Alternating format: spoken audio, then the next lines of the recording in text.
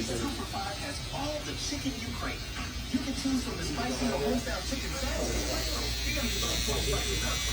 Alright, bro, so you came all the way from Wisconsin. You know what you want to get? Yeah, long, bro. I was You ain't thinking got a cut in a while. I heard I've been having to delay this for like 3 times. So what are you thinking? I was thinking like mid to high ball fade, like a pomp kind of. Okay. You're going to cut the top down, too. Yeah, cut the top. Oh, we're going to really do a transformation now. Yeah. Mid fade, pomp. Alright, cool. Let's do it. Yeah.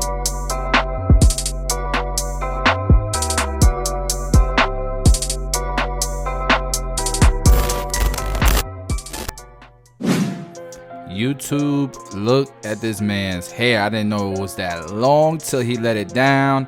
And we just gonna go for the big chop, take it all off. And start this process, man. So I went ahead and sectioned the sides from the top. We're gonna go straight to a number 5. I'm just gonna debulk everything. That number 5 is a little bit longer than finger length, and it's gonna leave enough hair to where we can easily connect the top to the sides. And the reason why I went this route was because, remember, his hair was disconnected. So he's been letting his hair grow, and he's been trying to book an appointment with me for a few weeks now.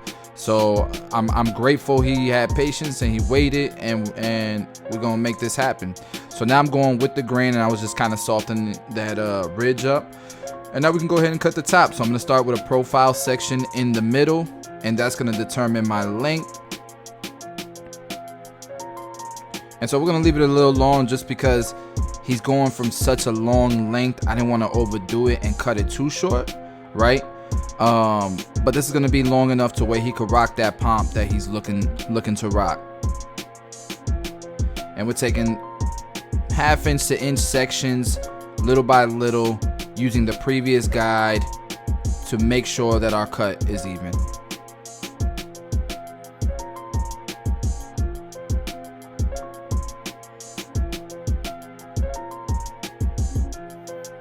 All right, once we've completed that, now we need to connect whatever's gonna fall over to the sides.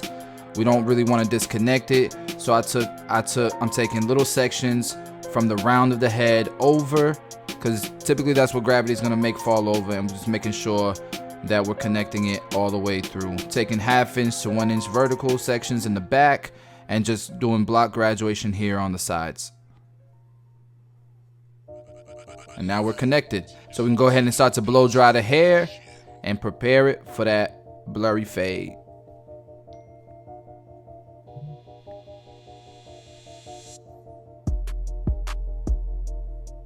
All right, and what I'm doing here is I'm just kind of refining the shear work. Now that it's dry, I'm looking for areas that I can kind of break up a little bit.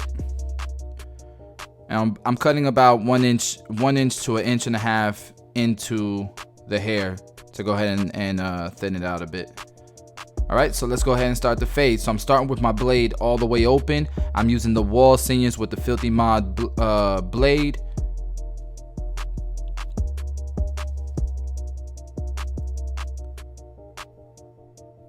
And now we're gonna start our next section with the Babyless FX using the 1 guard open.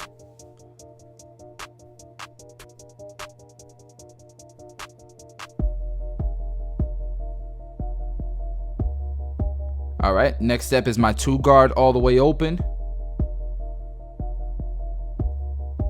And you can see it's almost looking blended, but we definitely have those line of demarcations. Those are there on purpose. We need those lines, those subtle lines there to keep us organized so that we don't get lost later on in our fade.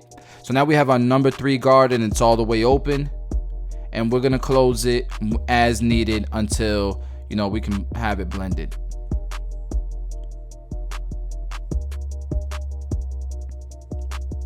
Once we've completed that, we now have like 3 sections that we need to actually blend. So at each line, above that line is a section. Above and below it, I should say. Each guideline. All right, and this is probably the highest guard I'm gonna use here. Remember, we started with a number 5, so this number 4 should clean up any hair that's going up into the top above the parietal ridge. And again, the parietal ridge is just where the side starts to go into the top.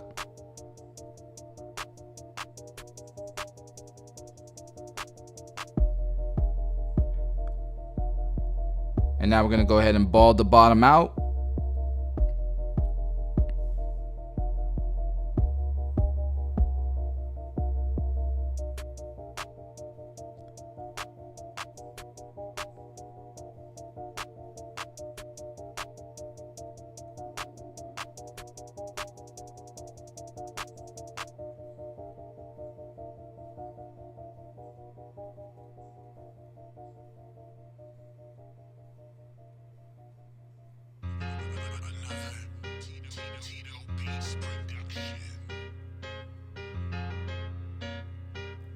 Don't forget, guys, if you're looking for beats, or if you're a YouTuber or an artist or anything, you're looking for beats, you can go to the link in my description. And Tito Beats, my cousin, he's got a new service, a subscription service, where you'll get 5 new beats every single month that you can use for whatever you want, royalty free. And I think it's only like $10 a month, and you get 5 brand new ones every single month that you subscribe. So go check that out if you're interested. All right, so I went ahead and started to line him up, just because I want to be able to blend or to fade within a frame, right? Like color between the lines. And so the lineup is super important. We want to keep it as sharp as possible. If we fade too much into the hairline, you're not gonna keep as sharp as the lineup as you could. Okay, so now we're gonna take out all of these lines, and I'm using the gamma ergos, and I'm just blending this line out. I started all the way open, and I'm closing it little by little as I go down, until that little guideline that was there is blended out. And we'll do that all the way around. And now we're using our half guard. It's all the way open, and this section was created by the 1 guard open. So we're gonna go all the way open and close it little by little until that guideline is all the way gone. We'll do that all the way around.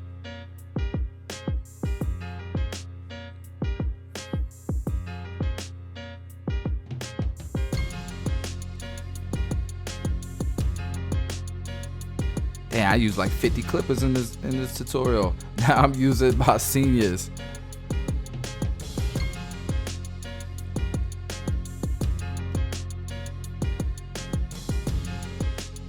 All right, but you can see it's starting to blend really nicely. And so the area that is still dark, like where I'm fading right now, that was created by a 2 guard open. So now I'm gonna use my 1.5 guard all the way open and close it as I go down until it's blended. If it doesn't blend, that's fine. That just means we gotta drop down 1 level until it is blended. And so now the 1.5 guard is closed, as you can see, and there's still a little bit of a line there. So look what I did. I grabbed that number 1 guard, it's all the way open, and I closed it as needed until it's blended. What's more important than following a system or some type of routine or guide is just making sure that you're paying attention to the gradients, right? Like the shades of color. You need a system to start off with, but to complete a haircut, you need to pay attention to gradients. All right, so I'm using clip over comb just to refine the area above the number 4 and number 5 that we used, just because his hair texture will stick out on the sides. Okay, but now we're just gonna repeat the same steps here on the left side, and I'll shut up for about 10 seconds and let you guys follow along with the color guide on the bottom left corner.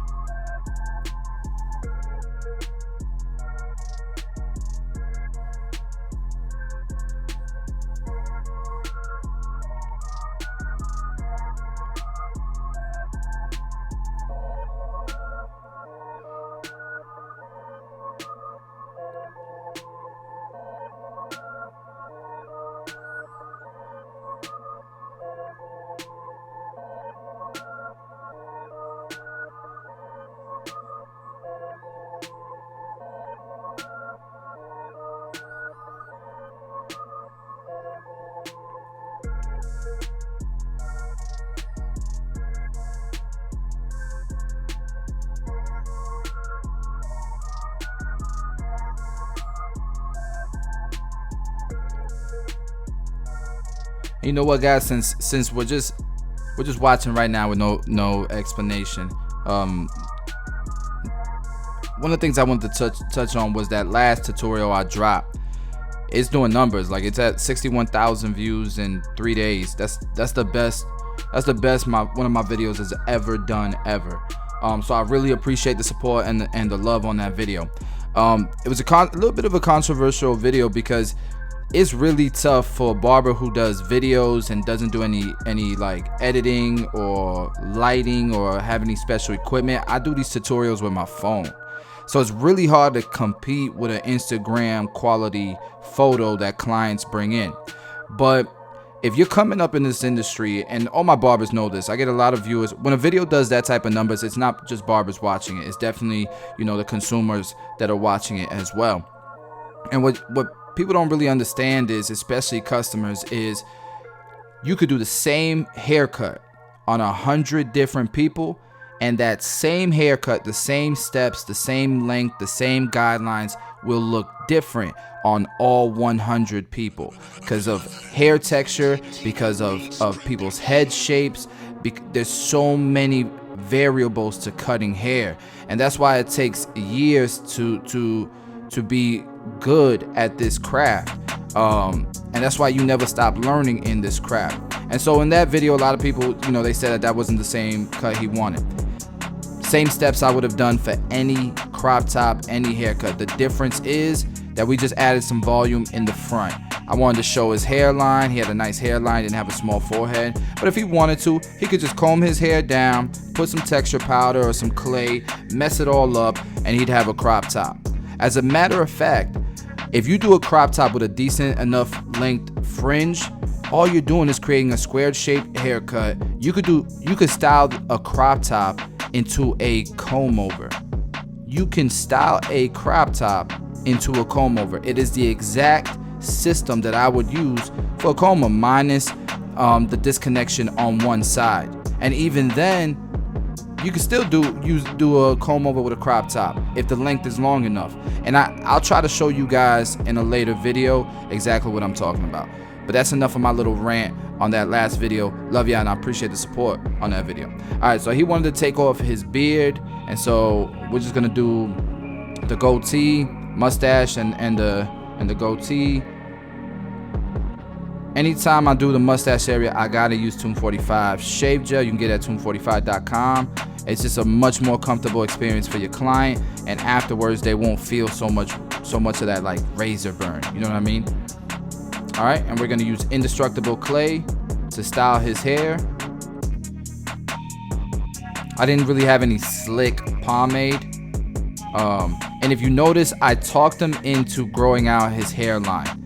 If you notice, his hairline was super disconnected because he had that man bun.